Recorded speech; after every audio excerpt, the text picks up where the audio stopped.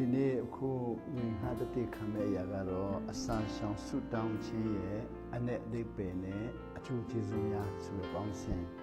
ခုနနောက်ဆုံးကျွန်တော်တို့စဉ်းစားကြည့်တာပေါ့နော်ဆိုအစာရှောင်ဆုတောင်းခြင်းရဲ့အ내အသေးပင်နဲ့နောက်ပြီးတော့အစာရှောင်ဆုတောင်းခြင်းရဲ့အကျိုးကျေးဇူးများဆိုပြီးတော့စတင်ပြီးတော့ကျွန်တော်တို့ဆွေးနွေးကြည့်မယ်တတိခံကြည့်မယ်ကျွန်တော်ကအခုအစာရှောင်ဆုတောင်းခြင်းရဲ့အ내အတိတ်ပင်နဲ့အကျိုးကျေးဇူးများကိုလေ့လာစပြုလာတာတော့နှစ်ပေါင်း35နှစ်ပြည်တော်မှာပေါ့နော်35နှစ်1990မှာစတင်ပြီးတော့ကြားသိလာတယ်ကြားသိခါစားတော့ကကျွန်တော်အစာရှောင်ဆုတောင်းတာကိုနားမလည်ခင်မှာအစာရှောင်တာကိုနော်ဆုတောင်းခြင်းနဲ့တွေ့ရမယ်ဆိုတာမသိခဲ့ဘူးပေါ့ဆိုအစာရှောင်တာကိုဆုတောင်းခြင်းနဲ့မတွေ့ဘဲနဲ့အစာငါခံဆန္ဒပြခြင်းနဲ့စတာပေါ့ဆိုအစာငါခံဆန္ဒပြခြင်းနဲ့စတာကတော့1980ခု86မှာစတယ်အစာငါခံဆန္ဒပြခြင်းနဲ့စပြီးတော့1990ငါတစ်မှာပေါ့ငါနှစ်ရောက်လာတဲ့ခါမှာတော့အစာငါခံဆန္ဒပြခြင်းရဲ့အကျိုးကျေးဇူးကပျက်စီးခြင်းဘက်ကိုပိုများသွားတယ်နော်ဒါဆိုအစာရှောင်ဆုတောင်းခြင်းဆိုတာမတွဲလိုက်ဘူးပေါ့မတွဲလိုက်တဲ့ခါမှာအစာငါခံဆန္ဒပြတာကတဲ့မနာခံခြင်းဘက်ကိုပံ့ပိုးတဲ့နော်အကျိုးကျေးဇူးမနာခံခြင်းဘက်ကိုဖြစ်စေတဲ့အဓိပ္ပာယ်ကိုနော်ကျွန်တော်ကလိုက်ရှောင်နေတာဖြစ်သွားတော့အစာခံဆန္ဒခံဆန္ဒပြလေတတ္တိရှိလေတတ္တိတော့ရှိလေပဲနော်လုံရဲလေတတ္တိရှိလေနောက်ပြီးတော့အတေခံရဲလေအဲ့ဒီဘက်တော့ရသွားတယ်နော်တကူတော့ရတယ်ဒါပေမဲ့တကူရတော့အဲ့တကူကဘာလို့ဆိုမနာခံခြင်းရဲ့တကူဘက်ကိုရသွားပြီးတော့နာခံခြင်းရဲ့တကူဘက်ကိုနားမလဲတော့ဘူးဆိုတော့ဒီနေ့အဲ့ဒါလေးကိုနော်ခုဒီနေ့35နှစ်ရောက်လာတဲ့ခါမှာနော်တဖြည်းဖြည်းနဲ့သဘောပေါက်မှုပို့ပြီးတော့နော်အံ့ဩလာတာပေါ့နော်ဆိုဒီမှာအင်္ဂလိပ်လိုကြတော့ prayer and fasting ဆိုပြီးတော့ရေးထားတယ်တခင်ခရစ်တော်ရဲ့တင်ပေးချက်ရပေါ့ဆိုတော့ကျမ်းစာမှာတော့ထူးဆန်းတာက prayer and fasting လို့နော်ကျွန်တော်တို့နော်မလေ့လာကြဘူးလို့တွေကနော်အစာရှောင်ခြင်းအဲ့လိုလေ့လာတဲ့လူရှိတယ်နောက်ပြီးတော့ဆုတောင်းခြင်းအဲ့လိုလေ့လာတဲ့လူရှိတယ်ဆိုတော့ကျွန်တော်ကျမ်းစာလို့လေ့လာတဲ့ခါမှာအစာရှောင်ခြင်းကိုတတ်ဆုတောင်းခြင်းကိုတတ်အဲ့လိုလဲတွားကြတာပေါ့ဆိုတော့ကြတဲ့ခါမှာကျွန်တော်ကျမ်းစာကိုတွေ့တဲ့ခါမှာလဲနော်ကပ္ပဦးကျမ်းမောရှိပထမစာအုပ်ကနေစကြည့်တဲ့ခါမှာနော်ကျွန်တော်တို့အစာရှောင်ခြင်းဆိုတာကိုလူတွေကအဲ့လိုပဲပြောကြတယ်နော်အစာရှောင်ခြင်းနဲ့ဆုတောင်းခြင်းအဲ့လိုမပြောကြဘူးဆိုတော့ဒီဟာကိုအခု prayer and fasting ကိုမြန်မာလိုဘာသာပြန်မယ်ဆိုရင်ဘယ်လိုပြန်မလဲဆိုတော့မြန်မာလိုကတော့ပြောင်းပြန်ဖြစ်သွားတာပေါ့နော်မြန်မာလိုအစာရှောင်ခြင်းနဲ့စတယ်ဆိုတော့ဒီဘက်ကပြောင်းပြန်ပေါ့နော်အစာရှောင်ခြင်းနောင်းပေါ့နှင်းဆုတောင်းခြင်းဆိုတော့အစာရှောင်ခြင်းနဲ့ဆုတောင်းခြင်းအဲ့လိုဖြစ်သွားတာပေါ့ချင်းလိုဘာသာပြန်မယ်ဆိုရင်လေနော်ပြောင်းပြန်ပေါ့ roll nap le cha zam na ဆိုပြီးတော့ချင်းဆိုတာကနောင်ဖြစ်တဲ့အတွက် nap နဲ့ယူရတာပေါ့နော်ဆိုဒီမှာဒီမှာအဲ့တော့ကျွန်တော်ကဟိုတုန်းကနားနဲ့ကြားဘူးတယ်နားနဲ့ကြားဘူးပြီးတော့နားနဲ့ကြားဘူးတာကတော့1990မှာစကြားဘူးပြီနော်ဆိုနားနဲ့ကြားဘူးတာကိုတွက်မယ်ဆိုတော့53နှစ်ကြာသွားပြီပေါ့နော်53နှစ်ဆိုကြားဘူးတာကတော့အစာရှောင်ဆုတောင်းတဲ့လူတွေရဲ့တသက်ခံချက်ကိုကြားဘူးတယ်ဒါမဲ့ဒါတွေကသူတို့ကြားဘူးတာကိုလက်တွေ့အသုံးမချတဲ့ခါမှာအဲ့လိုပဲနော်ကြော်သွားတာပေါ့ဆို1992ခုနှစ်မှာအဲ့ဒါကိုနားနဲ့ကြားတာပေါ့ကြားနာခဲ့တယ်ကြားနာခွင့်ရတယ်ကြားနာခွင့်ရတဲ့ခါမှာကျွန်တော်တို့ကအဲ့တော့ကြားနာတော့ကျွန်တော်နားလေတာကနော်အသက်ငယ်တဲ့ချိန်လည်းဖြစ်မယ်ကျမ်းစာလည်းနားမလဲဘူးတန်ရှင်တဲ့ဝိညာဉ်တော်လည်းဆက်သွယ်မရှိသေးတဲ့ခါမှာ တို့တက်တေခန္ဓာတွေတို့ကြားတဲ့ခါမှာဘလို့နားထောင်တယ်လဲဆိုနော်အစာဆောင်ဆူတောင်းခြင်းဟာတဲ့တို့အောက်ဘွယ်လုံနိုင်ခြင်းအဲ့လိုမျိုးပေါ့နော်တဘောတရားတော့နတ်ဆိုးကိုနော်မောင်းထုတ်နိုင်ခြင်းဆိုနတ်ဆိုးမောင်းထုတ်တာလည်းကြောက်တယ်လေနော်အဲ့တော့နတ်ဆိုးမောင်းထုတ်တာကြောက်တဲ့ခါမှာကိုကြောက်တဲ့အလုပ်ကိုသွားလုပ်ရမယ်ဆိုတော့အဲ့လိုနေပါစီနော်တို့မောင်းထုတ်ခြင်းမောင်းထုတ်ပါစီနော်ကျွန်တော်တို့ကတော့ကြောက်တယ်နေပါစီဆိုကျွန်တော်တို့မလုံနိုင်တော့အရာကိုလုံနိုင်ခြင်းဆိုတဲ့နော်ကျွန်တော်ယနေ့အမိရအသုံးပြုတယ်ဘာလုပ်ရမလဲဆိုလုံခြင်းပေါ့ဘာလုပ်ရမလဲလုံခြင်းနဲ့နားလေတဲ့ခါမှာတို့ကအစာဆုံးတဲ့ခါလေးလူတွေကမလုံနိုင်တာလုံနိုင်တယ်နော်ညမှာတင်းချဲမှာသွားဆူတောင်းရဲတယ်အဲ့လိုမျိုးပေါ့ဆိုကျွန်တော်အစာဆုံးဆူတောင်းတင်းချဲကိုသွားတယ်ဆိုတင်းချဲကိုလည်းသွားရဲတယ်ကျွန်တော်ညတင်းချဲကိုလည်းမသွားရဲဘူးနော်နောက်ပြီးတော့နတ်ဆိုးလည်းမတွေ့ရဲဘူးသူကနတ်ဆိုးလည်းတွေ့ရဲတယ်ဆိုလုံနိုင်မလုံနိုင်တာကိုလုံနိုင်ခြင်းနော်လုံခြင်းရဲ့ထဲမှာနိုင်နော်လှုပ်ချင်းထဲမှာနိုင်ဆိုတဲ့နော်အရာကိုထည့်ပြီးတော့နားထောင်တာပေါ့လှုပ်နိုင်ခြင်းပေါ့ဆိုလှုပ်နိုင်ခြင်းနားထောင်တော့ကျွန်တော်မလှုပ်နိုင်နေပါစီအဲ့လိုနဲ့ရွှေ့ခဲ့တာပေါ့ရွှေ့ရင်နဲ့1986အထိရောက်လာတဲ့ခါမှာ86မှာတော့ကျွန်တော်တို့လှုပ်ချင်စိတ်ပေါ်လာပြီနော်မြန်မာနိုင်ငံဆွဲကိုနိုင်ခြင်းနဲ့မြန်မာနိုင်ငံဆွဲမှာရှိတဲ့ကြီးကဲတွေကိုနိုင်ခြင်းနဲ့ဦးနေဝင်းကိုလည်းဖြုတ်ချင်းပြီးမကြိုက်တော့ဘူးမဆလမြန်မာဆိုရှယ်လန်စစ်ပါတီကိုလည်းမကြိုက်တော့ဘူးတကယ်လို့စနစ်ကြောင့်မဟုတ်ဘဲနဲ့နော်လူရဲ့ဖျားသခင်နဲ့ဆက်သွယ်မရှိခြင်းကြောင့်မိမိဆန္ဒပြည့်ဝအောင်ကြိုးစားတဲ့သားတွေတအားပျက်စီးတာကိုလူသားတွေအပျက်စီးဆုံးဟာတဲ့နော်အရက်ကြောင့်မဟုတ်ဘူးဆေးလိပ်ကြောင့်မဟုတ်ဘူးမူရစ်ဆေးဝါးကြောင့်မဟုတ်ဘူးကျွန်တော်တို့ကအဲ့ဒါအရက်ကြောင့်ပျက်စီးတယ်ဆိုတော့အရက်ကိုလက်ညှိုးထိုးတယ်မူရစ်ဆေးဝါးလက်ညှိုးထိုးတယ်ဘိန်းကိုလက်ညှိုးထိုးတယ်ဆေးလိပ်ကိုလက်ညှိုးထိုးတယ်နောက်ပြီးတော့လူတွေကိုလည်းသူ့ကြောင့်သူ့သားသမီးကြောင့်ဆိုတော့ကျွန်တော်လက်ညှိုးထိုးတဲ့ຢာတွေအားလုံးဟာနော်ပန့်ပိုးသူအဆင့်ပဲရှိတာတကယ်ကမိမိအလိုဆန္ဒပြေဝခြင်းသောကြောင့်ပျက်စီးတာနော်လူသားတွေကမိမိအလိုဆန္ဒကိုနော်ပြေဝဖန်ဖို့အတွက်ကြိုးစားအားထုတ်မှုနဲ့နော်ကျွန်တော်ဖြတ်လန်းပေါင်းစုံလိုက်တော့တာ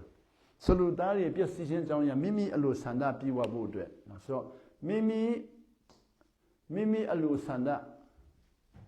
ကိုပြေဝစေဖို့အတွက်တဲ့နော်မိမိအလိုဆန္ဒပြေဝစေရန်နော်ကျွန်တော်တို့ကထိုက်တန်သောတန်ဖိုးမပေးခြင်းဘူးထိုက်တန်သောတန်ဖိုးမပေးပဲဖြတ်လန်းနဲ့ရချင်တာပေါ့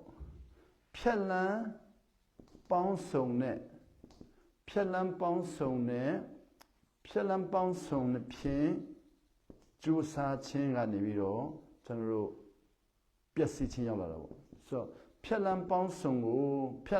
မိမိလိုဆန္ဒကိုပြေဝဖို့ရန်ကြိုးစားခြင်းအပြင်မိမိလိုဆန္ဒပြေဝစေခြင်းတဲ့အခါမှာပျက်စီးခြင်းပေါင်းစုံကိုရောက်သွားတယ်ဆိုတော့အဲ့မှာအစာရှောင်ဆုတောင်းတာကိုလည်းအဲ့ဒီညမှာထည့်ပလိုက်တာပေါ့အစာရှောင်ဆုတောင်းခြင်းကိုလည်းကျွန်တော်တို့ကမိမိအလိုဆန္ဒပြေဝစေမဲ့ဖြတ်လန်းတစ်ခုထဲမှာသွားထည့်ပလိုက်တယ်သွားထည့်လိုက်တဲ့အခါမှာကျွန်တော်က86မှာတော့အဲ့ဒီဟာကိုစတင်ပြီးတော့ပြန်သုံးလာတာအတိတ်တည်းပါဖြစ်သွားတယ်ဆိုတော့ကျွန်တော်ကအစာရှောင်ဆုတောင်းခြင်းကိုသဘောမပေါက်ဘဲနဲ့အစာငတ်ခံဆန္ဒပြခြင်းကိုရောက်သွားတာပေါ့အစာငတ်ခံပြီးတော့အစာငတ်ခံဆန္ဒပြခြင်းတဲ့ဆန္ဒကိုပြတာပေါ့ဒီမှာမိမိလိုဆန္ဒကိုပြတာပေါ့အစာငတ်ခံဆန္ဒပြခြင်းတဲ့ကျွန်တော်တို့အဲ့တော့ဆန္ဒပြခြင်းဆိုအဲ့ဒီပဲလည်းနားမလဲဘူးနော်ဆန္ဒပြတယ်ဆိုအဲ့ဒီပဲနားမလဲဘူးဆန္ဒပြဆိုမိမိဆန္ဒကိုပြတယ်ဆိုတော့နားမလဲဘူးနော်စကလုံးတစ်လုံးပဲထင်တာပေါ့ဆန္ဒပြဆိုအပြင်ထွက်ပြီးတော့အော်ဟစ်ပြီးတော့ကြွေးကြော်ပြီးတော့မကြိုက်ဘူးချောင်းနေဝင်မကြိုက်ဘူးမြန်မာဆိုရှယ်လန်စီမကြိုက်ဘူးမြန်မာနဲ့ဆွာမကြိုက်ဘူးနော်ဒီမိုကရေစီကြိုက်တယ်အဲ့လိုမျိုးပဲဆန္ဒပြတယ်ထင်တယ်ပေါ့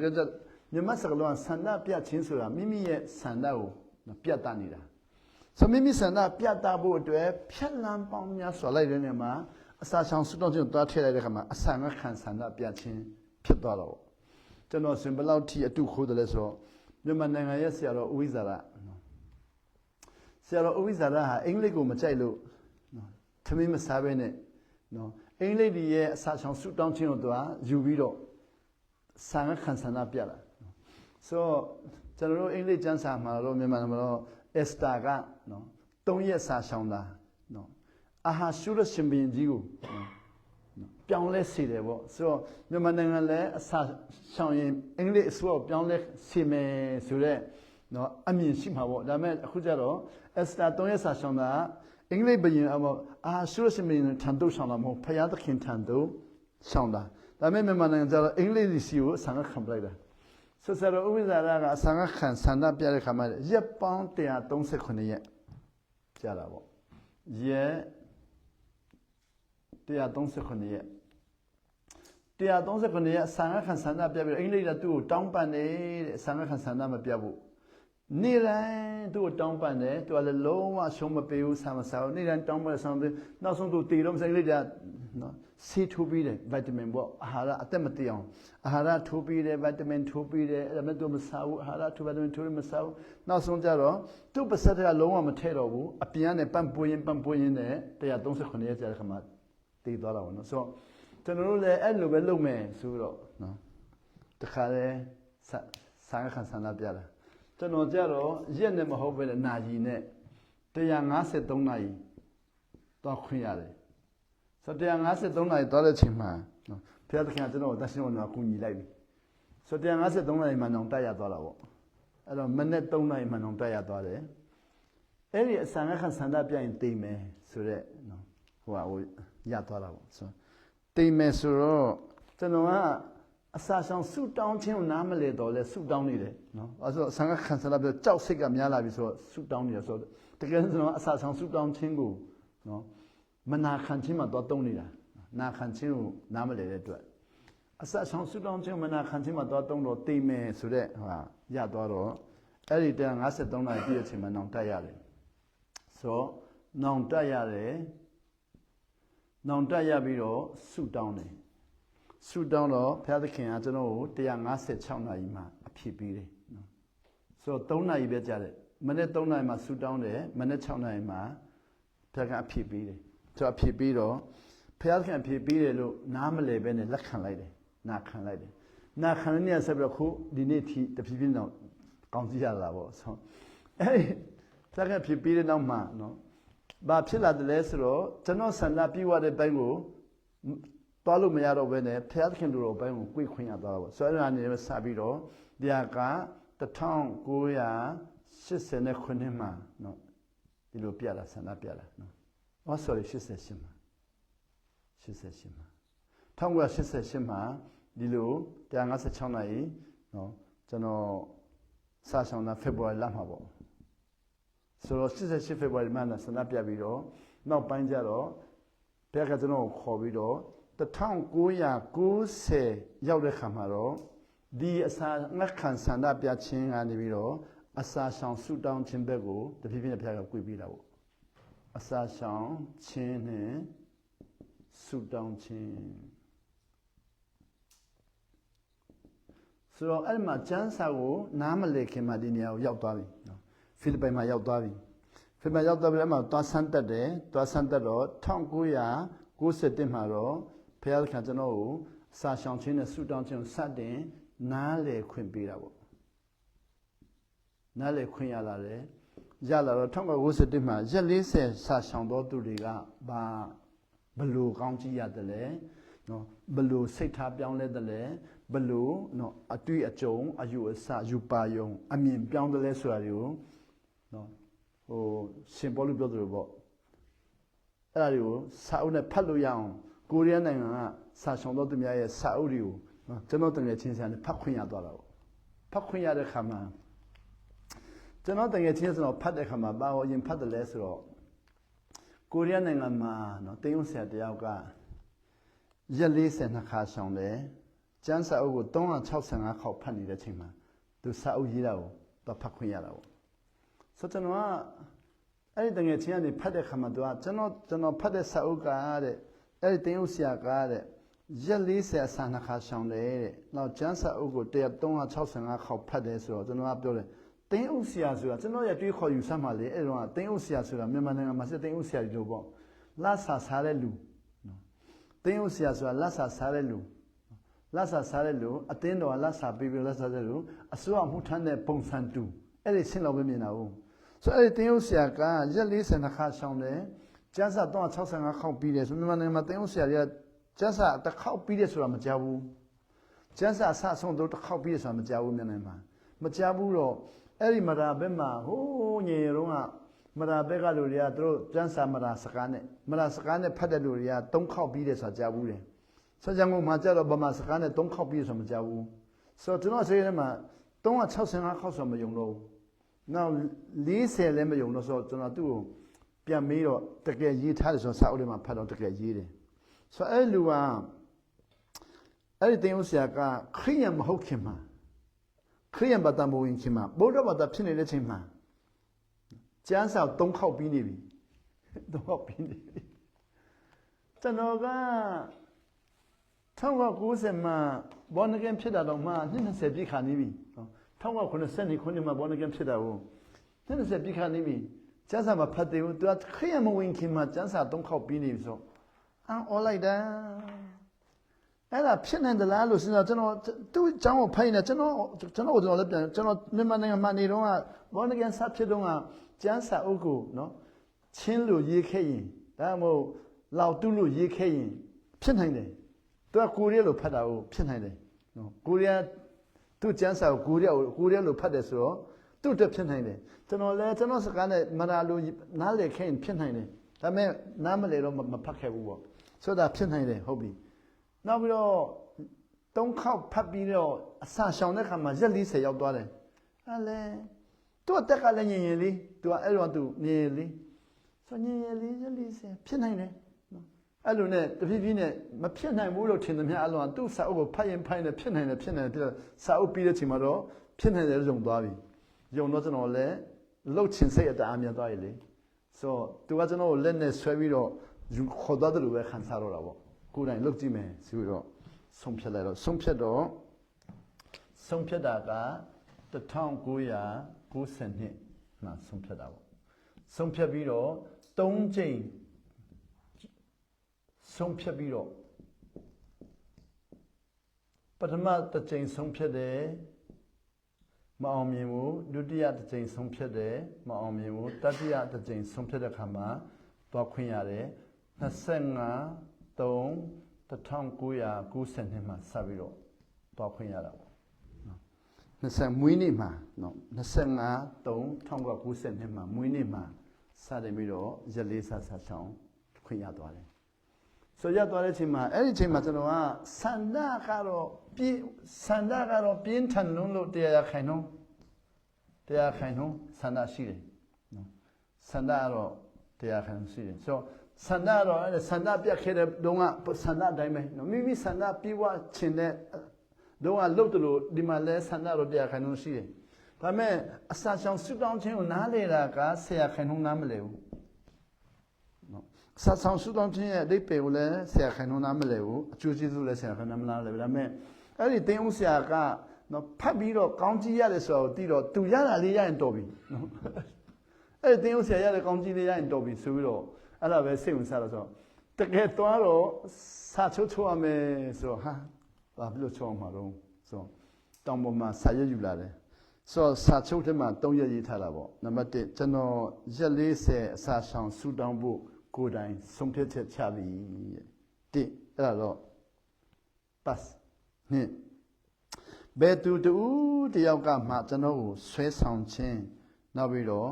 နော်မဲဆွဲခြင်းခိုင်းစေခြင်းမရှိပါဆိုတာကိုလုပ်တယ်ဒါလည်းမှန်တယ်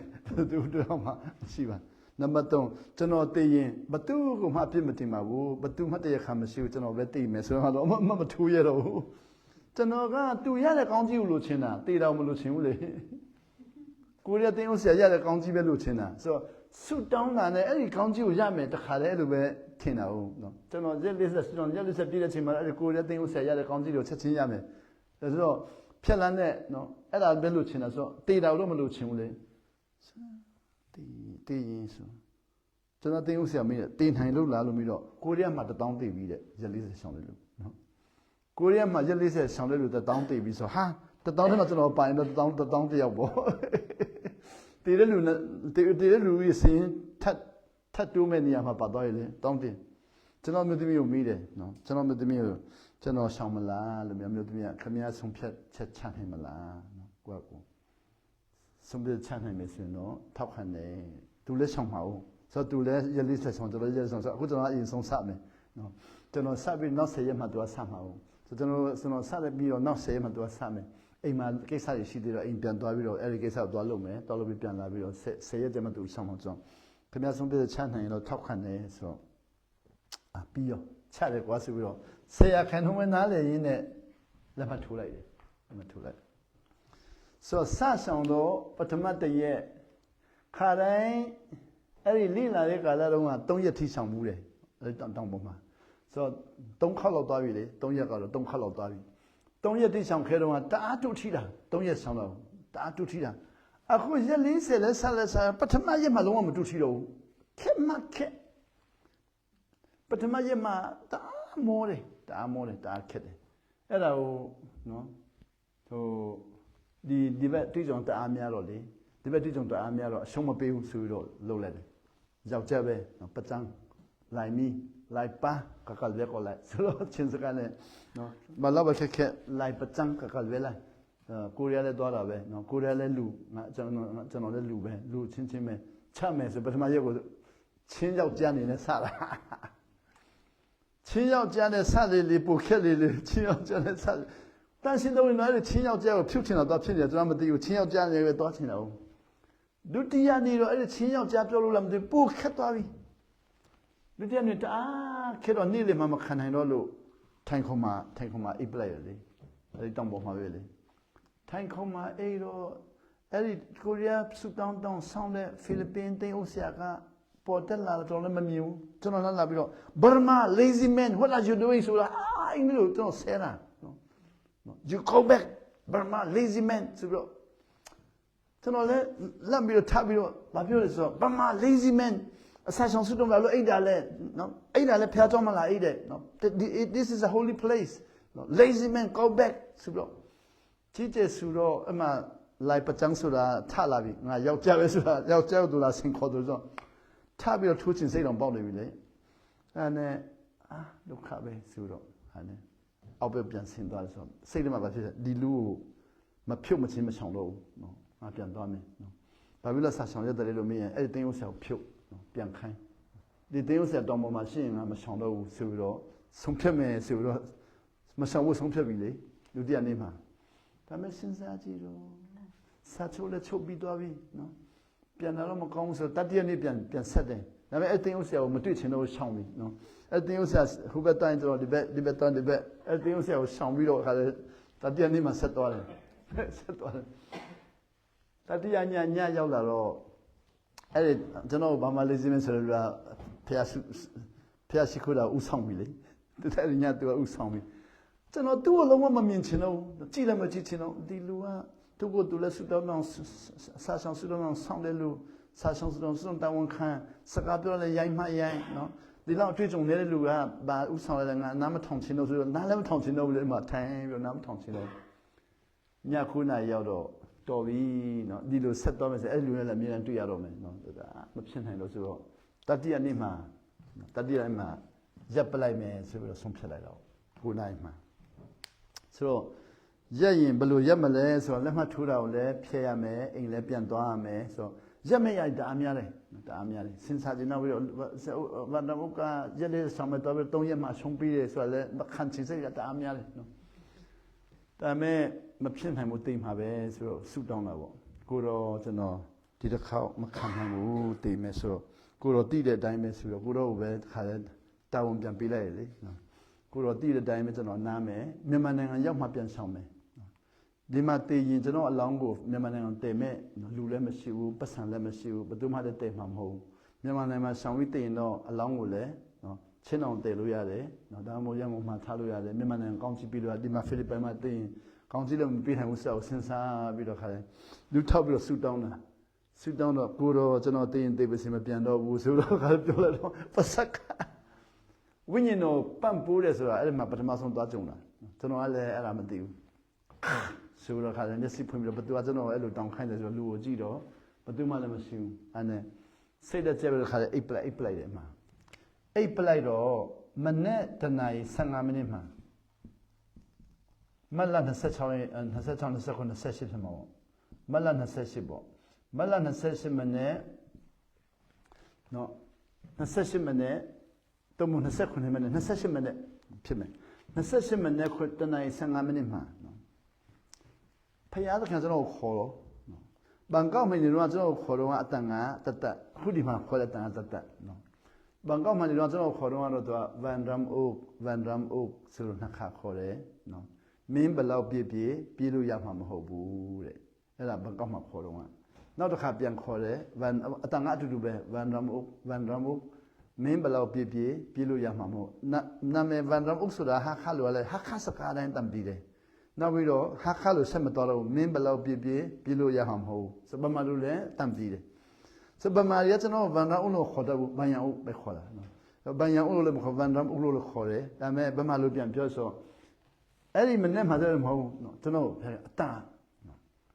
ဗန်ဒရမ်အိုးဆိုအဝေးကနေခေါ်တယ်လို့လေဝမ်အတန်အဲ့လိုနော်ဆိုတော့ကျွန်တော်လည်းအဲ့မှာလေနော်ပါမိဆိုမင်းရဲ့ခန္ဓာကိုယ်နော်ငါမြေကြီးနဲ့ဖန်ဆင်းတယ်ဆိုတာယုံသလားတဲ့အတန်ဖက်ကကျွန်တော်နားမှာမဟုတ်တော့နည်းနည်းဝေးတယ်လို့ပေါ့တောင်နဲ့တောင်ကြားမှာပြောတယ်လို့မင်းရဲ့ခန္ဓာကိုယ်ငါမြေကြီးနဲ့ဖန်ဆင်းတယ်ဆိုတာယုံသလားကျွန်တော်လည်းအိမ်မက်လည်းမဟုတ်ဘူးနော်တကယ်အစ်စ်မှန်ပဲယုံသလားဆိုတော့ယုံတယ်လို့ပြောရင်ဘာဖြစ်လို့ပြန်ချင်တယ်လဲလို့ပြောမှလည်းပြန်ချင်ပြီလေနော်နှစ်ပြန်တော့ပြီဆိုမင်းဘာလို့ပြန်ချင်တယ်လဲနော်ပြောမယ်မယုံဘူးလို့ပြောရင်ဘာလို့အဆလာဆောင်တယ်လဲလို့မေးမယ်ဆိုအဲ့လိုစဉ်းစားပြီးတော့စဉ်းစားတဲ့ချိန်မှာပတ်ဆက်ကယုံပါတယ်ကိုတော့ဆိုပြောလိုက်ပြီအဲ့ဒါလည်းဘယ်သူကပြောခိုင်းမှမသိပြန်ဘူးဒါနဲ့မင်းယုံရင်တဲ့မနေ့4နာရီမှာတောင်ပေါ်မှာသွားပြီးတော့အိပ်ပါတဲ့ဆိုမနေ့4နာရီမှာတောင်ပေါ်မှာသွားအိပ်ပါတဲ့ကျွန်တော်လည်းဟုတ်ကဲ့ကိုတော့လို့ပြောပြီးတော့ဟုတ်ကဲ့ကိုတော့ပြောဆိုမျက်စိကဖွင့်ပြီးသားဖြစ်သွားပြီအဲ့ရကနိုးတာမျိုးမဟုတ်ဘဲနဲ့လေမျက်စိဖွင့်ပြီးသားဖြစ်သွားပြီအဲ့နဲ့ဟိုက်ဆိုတော့ဟုတ်ကဲ့ကိုတော့ဆိုတော့မနေ့4နာရီမှာပြန်အိပ်မယ်ဆိုတော့တနာရီ15မိနစ်ပြန်အိပ်ပျော်တယ်အိပ်ပျော်မနေ့4နာရီတိတိပြန်နိုးတယ်ပြန်နိုးပြီးတော့ထားပြီးတောင်ပေါ်မှာသွားအိပ်တာပေါ့ဆိုအဲ့ဒီကနေစပြီးတော့နော်အဲ့ဒီမှာအဲ့ဒီအတွေ့အကြုံတွေကတော့စာအုပ်နဲ့ရေးထားအများကြီးထားတယ်ဒါပေမဲ့အဲ့ဒီပေါ်ဆက်မသွားတော့အဲ့ဒီကနေစပြီးတော့အဆောင်ရှောင်ဆူတောင်းခြင်းရဲ့နော်ဆာဆောင်ဆူတောင်းခြင်းရဲ့နော်အတိတ်ပဲနောက်ပြီးတော့ဆာဆောင်ဆူတောင်းခြင်းရဲ့အကျိုးကျေးဇူးနောက်ပြီးတော့အစာဆောင်ခြင်းရဲ့နော်ရည်ရွယ်ချက်ပေါ့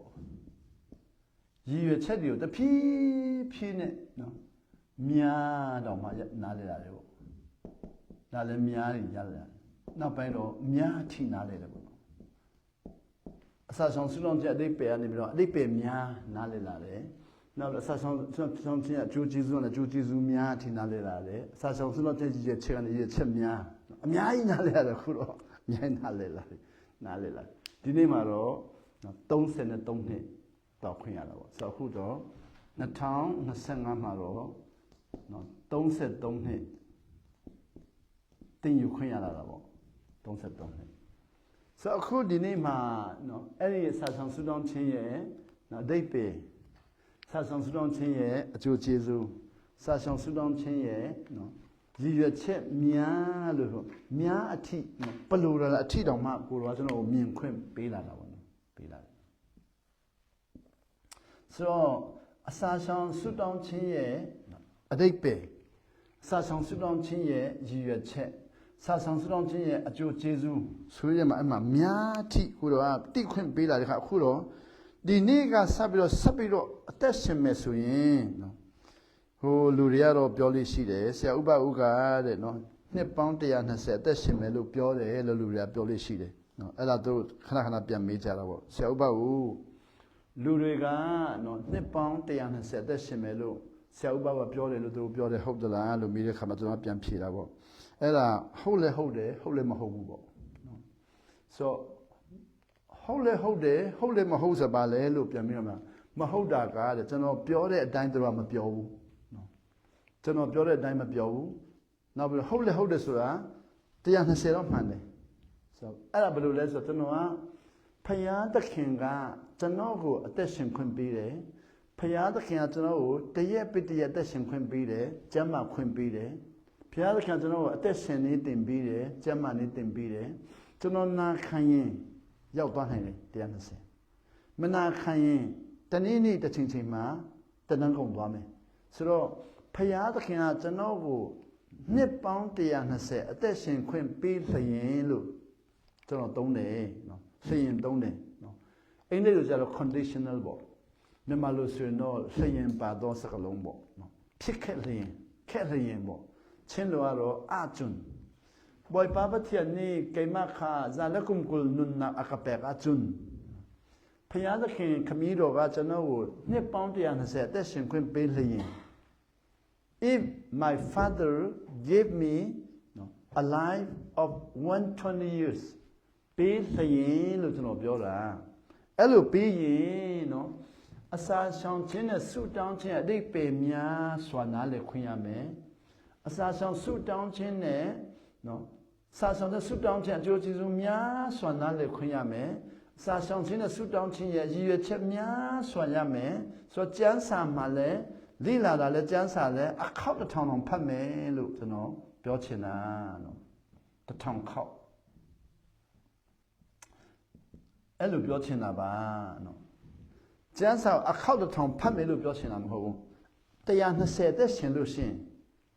အဲ့ဒီထိရောက်နိုင်တယ်လို့ပြောချင်တာဘာလို့ဆိုတော့တနေ့ပြီဒီနေ့ကျမ်းစာဖတ်တာမြန်လာတယ်နော်မြန်လာတယ်နော်ခိုးတော့ကတစ်ခေါက်ပြီးဖို့